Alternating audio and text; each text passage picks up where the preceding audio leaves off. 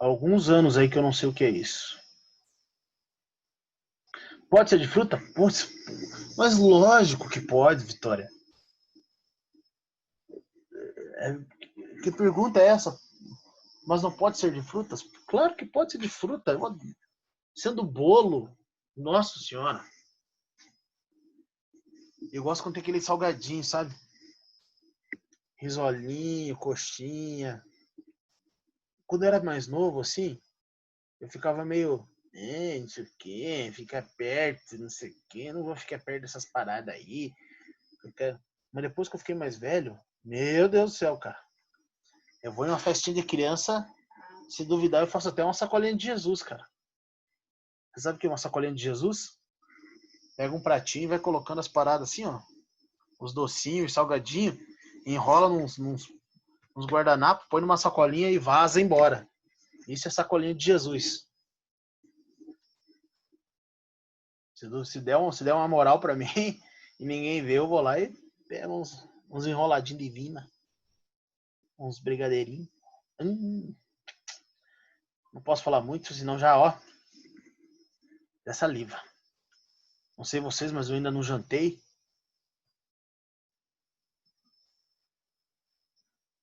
Então vamos lá. Vamos dar continuidade à nossa aula aí. Desculpa as brincadeiras. A gente vai falar nessa aula parte 2 aí. No caso, já é a aula 10. Percebam aí que essa apostila 5, os conteúdos eles não são difíceis. Semana passada a gente matou a história A em 2 aulas.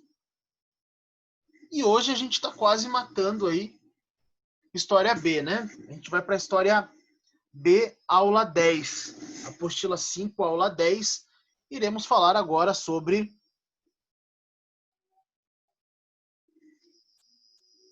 o nazismo.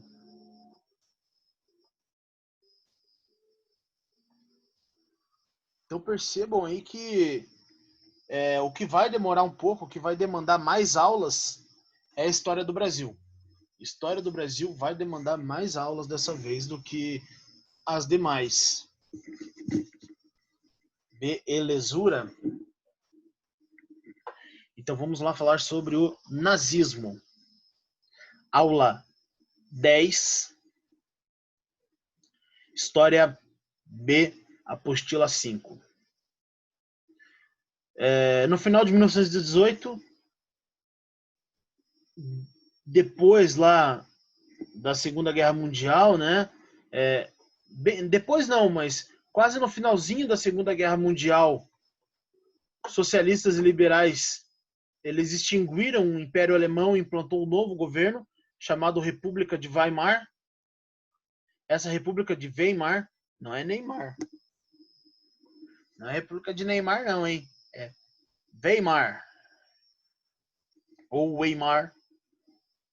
Né? Foi um governo liderado pelos socialistas e pelos liberais, aonde eles destituíam o Império Alemão e foram eles que assinaram lá o tratado, o acordo para acabar a guerra. A Primeira Guerra Mundial foi assinada pelos representantes da República de Weimar, que assumiram o poder no lugar do Império Alemão. Logicamente, eles foram criticados por essa postura, né? Os nacionalistas lá, os nacionalistas alemães acreditavam que os liberais estavam sendo condescendentes com a guerra, com a Inglaterra e com a França, que eles não estavam lutando ao lado da Alemanha. Mas, na verdade, cara, a Primeira Guerra Mundial, a gente não deve esquecer que durou 4 anos, cara. Foi uma guerra que durou 4 anos, onde a Alemanha estava lutando sozinha praticamente contra a França, contra a Inglaterra, e daí entrou os Estados Unidos. Daí, meu amigo, não tem como continuar. Não tem como continuar. E por esse motivo, a Alemanha, em 1918, em novembro de 1918, assina um acordo, um armistício, aonde ela se rende. Ela não é, ela diz que não é sai derrotada. Ela se rende da Primeira Guerra Mundial, né? Ela se rendeu, beleza? E é lógico que a crise econômica alemã foi lá para cima após a Primeira Guerra Mundial. Por quê? Porque os alemães são considerados responsáveis da guerra e são os próprios alemães que eles devem pagar a reconstituição da Inglaterra e da França, e ao mesmo tempo a principal indústria da Alemanha naquele período era a indústria bélica. Ela era a indústria bélica. Então, assim, por esse motivo, os outros governos impuseram à Alemanha que ela não deveria investir em armas. Putz, então a crise se instaurou na República de Weimar, que era a Alemanha, né? E em 1919 foi fundado o Partido Nacional Socialista dos Trabalhadores Alemães, ou Partido Nazista.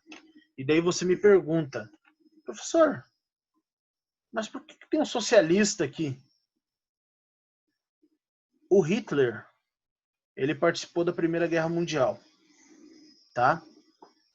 E ele também percebeu que ao ir em reuniões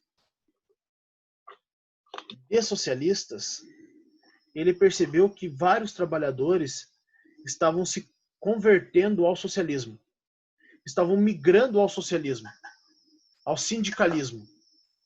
Então ele colocou esse nome socialista dos trabalhadores para chamar, para atrair trabalhadores para o partido nazista. Ele lançou a isca e os trabalhadores vieram em peso se filiar ao partido nazista. Mas o Hitler, propriamente dito, ele pregava ideias anticomunistas. Mas por que tem esse nome Partido Nacional Socialista dos Trabalhadores Alemães? Porque a ideia do socialista dos trabalhadores era para chamar e cativar os trabalhadores alemães a se filiarem, né? Se inscreverem no partido nazista. Beleza? Tanto é que depois o Hitler, ele só vai chamar o partido dele de partido nazista. Ele não vai chamar mais de Partido Nacional Socialista dos Trabalhadores. Não, é só partido nazista. Liderado por um ex-combatente da Primeira Guerra, Adolf Hitler, de tendência conservadora e nacionalista. Esse é um ponto que muita gente não entende, né? E fala assim, principalmente nos últimos 2 anos, assim, nessa esfera política que a gente está passando, aonde muitos consideram e têm a ideia de que fascismo e nazismo são de esquerda. Mas, na verdade, os seus líderes eles eram conservadores e nacionalistas. Foram regimes totalitários de direita e o stalinismo, que era o socialismo, de esquerda. Beleza? Aqui está o cara, né? O líder do partido nazista, saudando o povo, né? O Hitler, ele ficou preso um tempo. O Hitler, ele ficou um tempo preso, sacou? Ele ficou um tempo preso lá porque ele tentou dar um golpe de Estado que meio que saiu fora do eixo. Os nazistas alemães acreditavam que a democracia e o liberalismo econômico eram responsabilidade. Os nazistas acreditavam que a democracia. Os nazistas acreditavam a democracia e ao liberalismo econômico a responsabilidade pela crise alemã. Então perceba que já havia uma crítica à democracia. As pessoas não sabiam escolher. O Hitler criticava essa República de Weimar. Segundo eles, a divisão da sociedade em partidos políticos e instituições livres atrasava a tomada de decisões do Estado. Então, uma das características principais de regimes totalitários é o unipartidarismo. Uma das características principais de regimes totalitários é o unipartidarismo.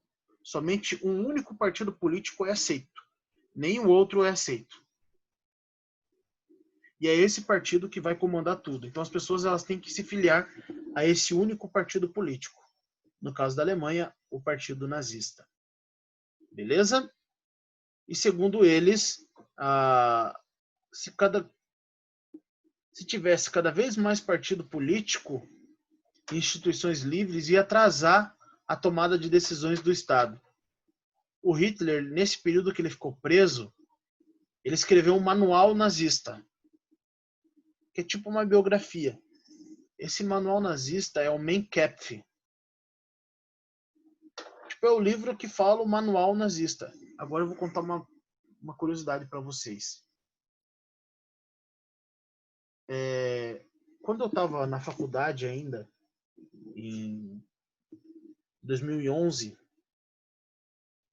eu estagiei na Biblioteca Pública do Paraná.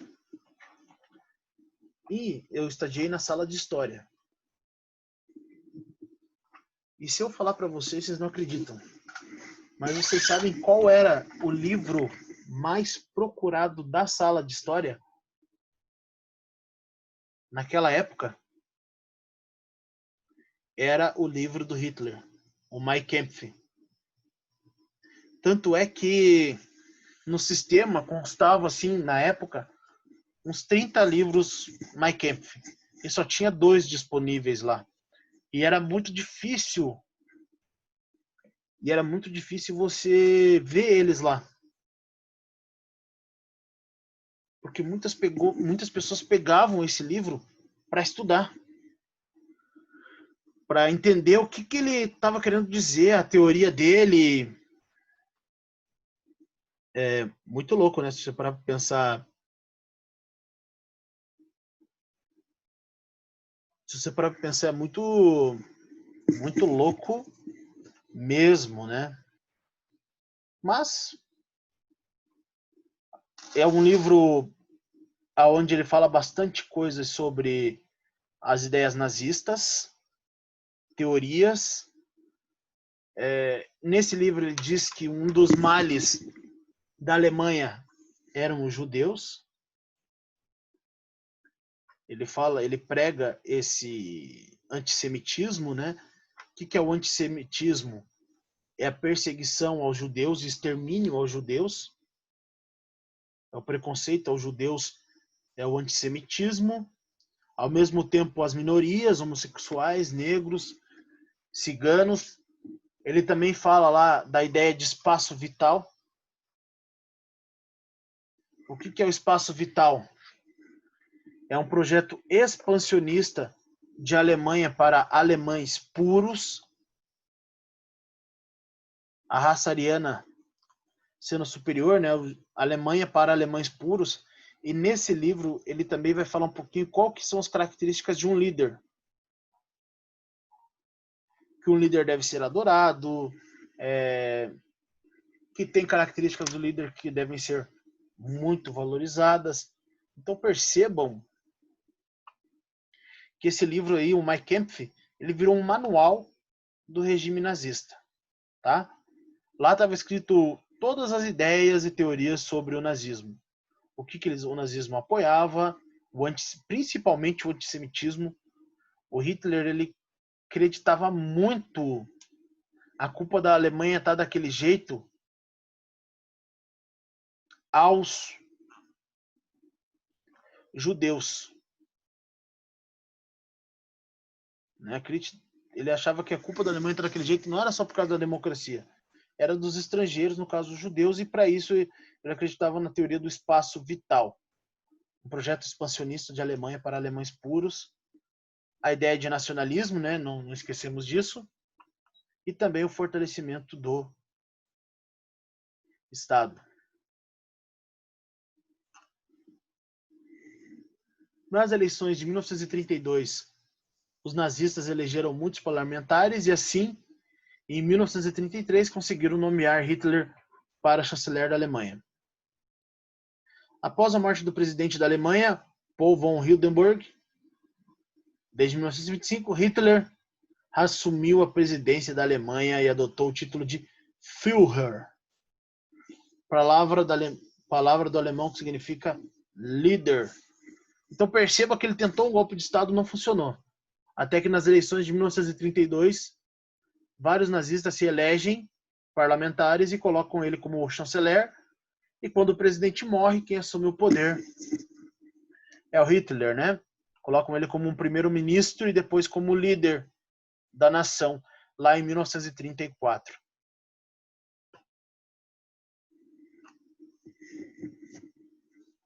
Os nazistas restringiram as liberdades individuais e políticas. O termo socialista no nome do partido, inclusive, significava a prevalência da sociedade sobre os indivíduos. A polícia responsável por perseguir aos opositores do governo era a Gestapo, e o nazismo é cheio das ideologias e também simbolismos. Dentre eles, o principal simbolismo nazista é a bandeira, né? Que no caso, a suástica. Beleza? Como um termo ideológico aí desse sistema político.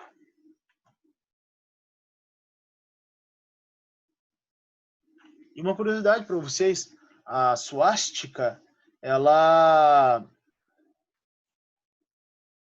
o símbolo dela não foi criado pelos nazistas.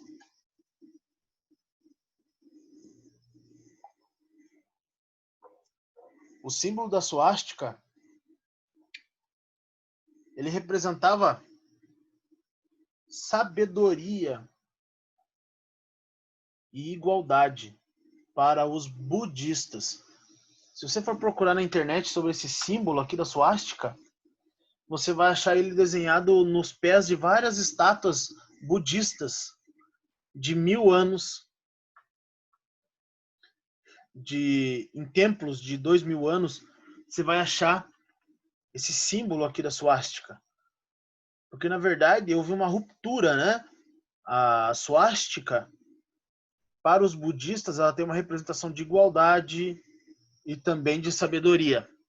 Mas, a partir do surgimento do nazismo, tornou-se um símbolo dessa ideia política aí, desse posicionamento até os dias de hoje. Então, assim, o fascismo e o nazismo são ideias totalitárias muito próximas, tá? Sendo o nazismo um pouco mais extremo. Beleza? O Hitler também, lá com o seu regime nazista, criou, a partir de 1939, vários campos de concentração. Começaram a surgir vários campos de concentração onde os judeus eram mandados lá para trabalhar à força, né? Isso ocorreu ainda antes da Segunda Guerra Mundial. No campo econômico, houve investimentos em obras públicas e indústrias de armas, o que gerou empregos. Perceba, gente, o cara pegou a nação do zero e alavancou ela em 1939 como uma das principais potências do mundo, tá? E, logicamente, o Hitler conduziu a economia alemã de um nível baixíssimo novamente a ser uma das maiores potências, e ele queria anexar os territórios. Ele queria anexar territórios perdidos durante a Primeira Guerra Mundial, e esse foi um fator determinante para a Segunda Guerra Mundial. Quando a gente fala assim do Hitler e tudo mais, existe muita teoria da conspiração, assim, a gente tem que ir devagar, tá? É uma coisa assim para vocês importante. Em vestibulares, assim, normalmente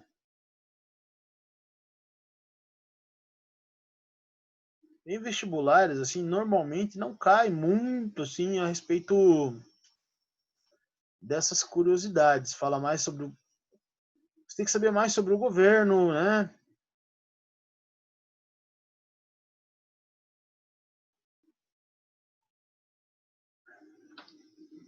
Saber mais sobre o governo, do que se tratava, o que é a principal diferença entre os regimes. Olha o que eu falei para vocês aqui, ó. Do quadro da Guernica, tá até na apostila, na página 4, exercício 9.6.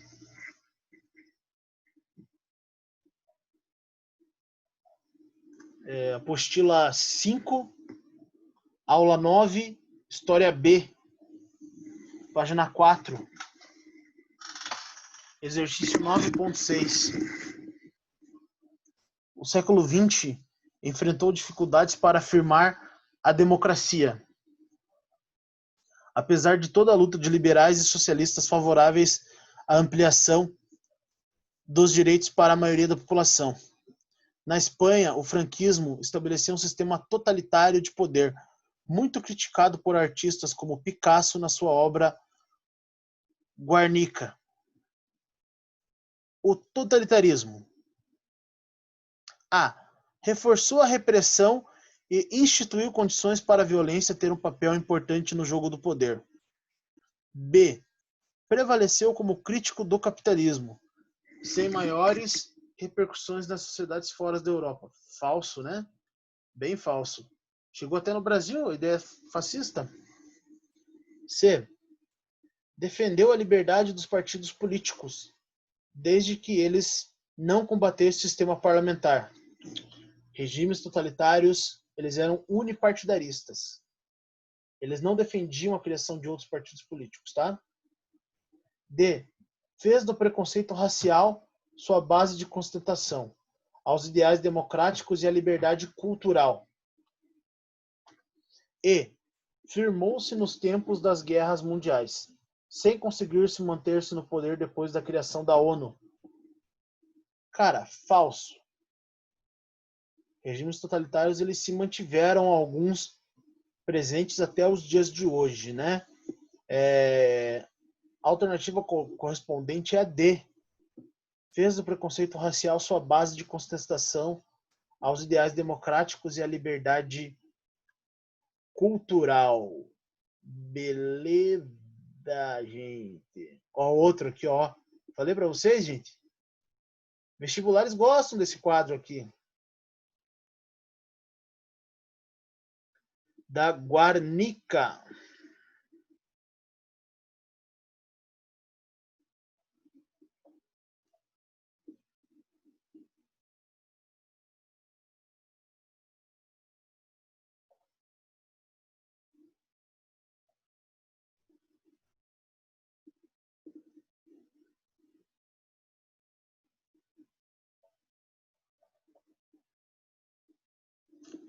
Na 9.9.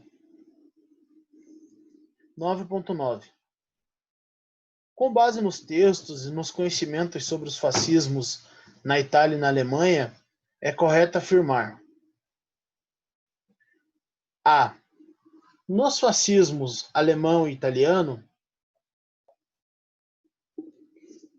essa é a questão 9.9, tá?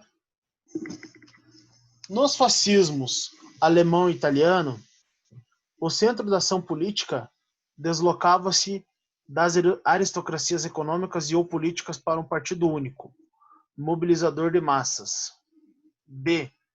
Os fascismos organizaram-se do socialismo e, por esse motivo, as experiências históricas fascistas na Alemanha e na Itália tiveram violência e oposição de suas burguesias industriais e financeiras.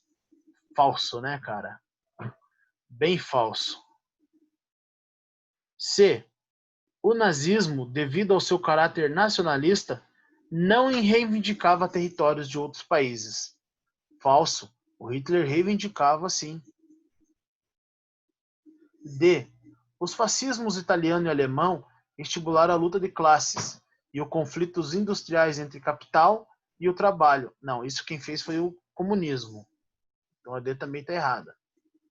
E, depois de chegarem ao governo, os partidos fascistas perderam poder. As organizações parlamentares do nazismo nasceram para substituir os partidos fascistas enfraquecidos. Falso é a A. Nos fascismos alemão e italiano, o centro da ação política deslocava-se das aristocracias econômicas e ou políticas para o único partido, mobilizador das massas.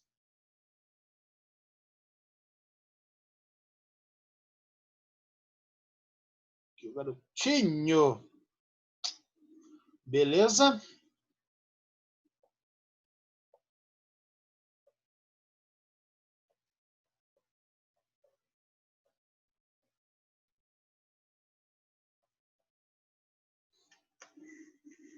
Então vamos só para encerrar lá, gente, bem rapidinho. O programa do Partido Nazista era claramente de desprezo pela democracia liberal e pelo marxismo.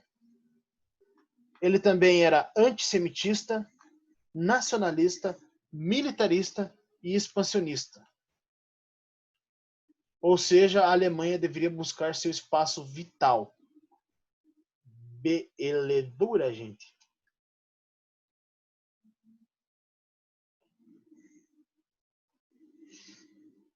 Hitler, de 34 a 39, adotou uma política interna muito forte mesmo. Tanto é que vários membros das divisões de assalto que eram contrários ao regime nazista foram perseguidos e executados pelos membros da SS. E Hitler violou os dispositivos de tratados de Versalhes, remilitarizou a Alemanha, anexou a Áustria, o Auschwitz, né? E incorporou a região dos Sudetos. Perceba que o Hitler não era muito de acordos, assim, ele firmava uns acordos e já quebrava, beleza? O Hitler firmava uns acordos e já quebrava. Então, só para a gente finalizar nossa aula de hoje, tá? Só para a gente terminar aí a nossa aula de hoje. Na aula 9, nós comentamos lá sobre o fascismo, né, o regime totalitário criado por Mussolini e também outros regimes totalitários aí, né, em Portugal e na Espanha, com a Guerra Civil Espanhola. E na aula 10 da apostila 5 de História B, a gente comentou um pouquinho sobre o nazismo. Ambos são ideias totalitárias, aonde o líder lá ele é valorizado, tá?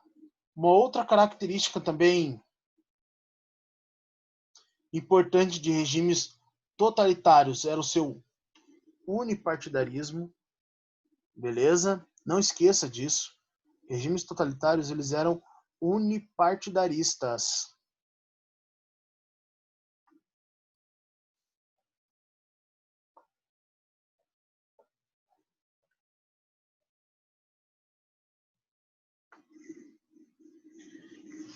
Regimes totalitários eram antidemocráticos, a população era absorvida pelos ideais do governo, então tinha uma centralização do Estado muito forte, a luta contra outras nações, monopólio dos meios de comunicação, imprensa, militarização muito forte, projeto expansionista,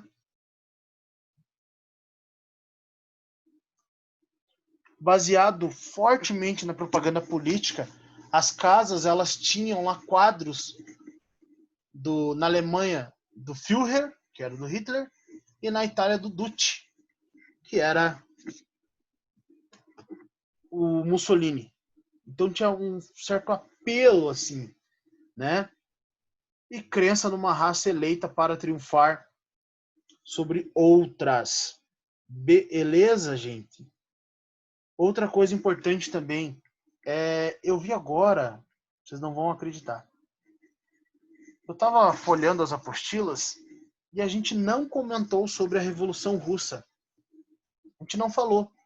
Então eu vou gravar uma videoaula sobre a Revolução Russa e vou postar no YouTube direto, tá? Então assim, eu vou postar uma aulinha lá da apostila 4. Ficou faltando a gente falar sobre a Revolução Russa. Da apostila 4, aula 8. Hoje que eu me toquei disso. Então eu vou gravar uma aula e postar no YouTube sobre a Revolução Russa.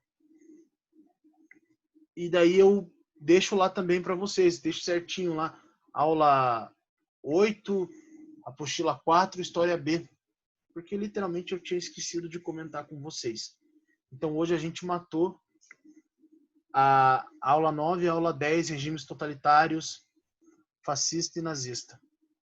Qualquer dúvida, estou à disposição. Me mandem perguntas se vocês tiverem. Tamo junto. Fiquem bem. Boa semana para todos, todas. Até a próxima. Valeu? Tchau, gente. Obrigado, Vitória. Para você também. Tchau, Letícia. Valeu.